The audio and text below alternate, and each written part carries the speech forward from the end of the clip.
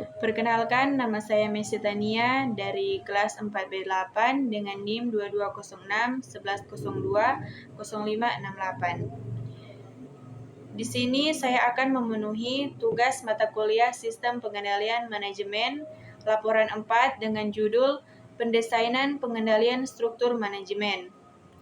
Kita masuk pada yang pertama, yaitu pendahuluan. Seperti telah diuraikan pada bab 1, rangka konseptual pendesainan sistem perencanaan dan pengendalian manajemen (SPPM) terdiri dari dua komponen, struktur sistem dan proses sistem.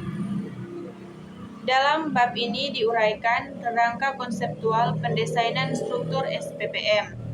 Selanjutnya kita masuk pada komponen struktur SPPM. Di dalam bab 1 telah dijelaskan bahwa SPPM merupakan suatu sistem yang digunakan untuk merencanakan berbagai kegiatan perwujudan visi organisasi melalui misi pilihan, untuk mengimplementasikan rencana dan memantau pelaksanaan rencana kegiatan tersebut. Langkah awal pendesainan struktur SPPM dimulai dengan pengamatan terhadap pemacu perubahan dan dampak pemacu perubahan tersebut terhadap tren perubahan yang terjadi di lingkungan bisnis yang akan dimasuki oleh organisasi. Hasil pengamatan ini digunakan untuk menggambarkan karakteristik lingkungan bisnis tersebut. Langkah awal ini dilandasi oleh contingency approach dalam pendesainan struktur SPPM. Langkah kedua adalah merumuskan paradigma yang sesuai dengan karakteristik lingkungan yang telah digambarkan pada langkah pertama. Berdasarkan paradigma baru ini, kemudian disusun keyakinan dasar dan nilai dasar yang diperlukan untuk mewujudkan paradigma tersebut.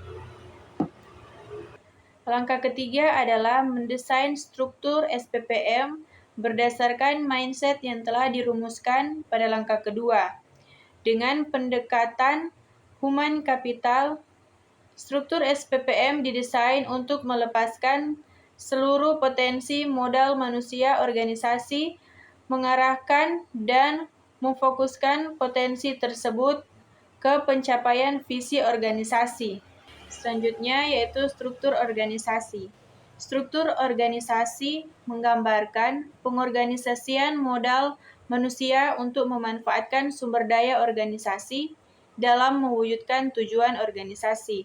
Dalam manajemen tradisional, manusia dipandang sebagai faktor produksi sama dengan produksi yang lain seperti bahan, mesin dan peralatan, gedung dan tanah. Jejaring informasi. Jejaring informasi merupakan komponen kedua struktur SPPM untuk merencanakan, mengimplementasikan, dan memantau pelaksanaan. Di samping diperlukan wadah untuk menampung kegiatan tersebut atau struktur organisasi, diperlukan juga jejaring informasi untuk komunikasi antar personel organisasi dan antar perusahaan dengan customer, pemasok, dan mitra bisnis. Di masa lalu, informasi diolah secara manual dan hanya dapat diakses oleh manajemen puncak melalui laporan yang dibuat oleh fungsi akuntansi.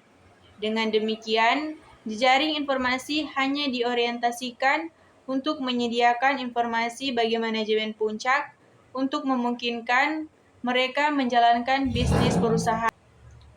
Dalam keadaan seperti itu, hanya manajemen puncak yang menguasai informasi dan dengan demikian memiliki kemampuan untuk melakukan pengambilan keputusan. Oleh karena itu, mode pengolahan yang digunakan pada waktu informasi diolah secara manual adalah command and control mode. Dalam mode pengelolaan ini, manajemen puncak membuat perintah manajemen menengah dan manajemen bawah menjadi pengantar. Selanjutnya yaitu rangkuman. Struktur adalah komponen-komponen yang dipadukan untuk membangun sebuah sistem. Struktur SPPM terdiri dari 3 komponen struktur organisasi, jejaring informasi, dan sistem penghargaan.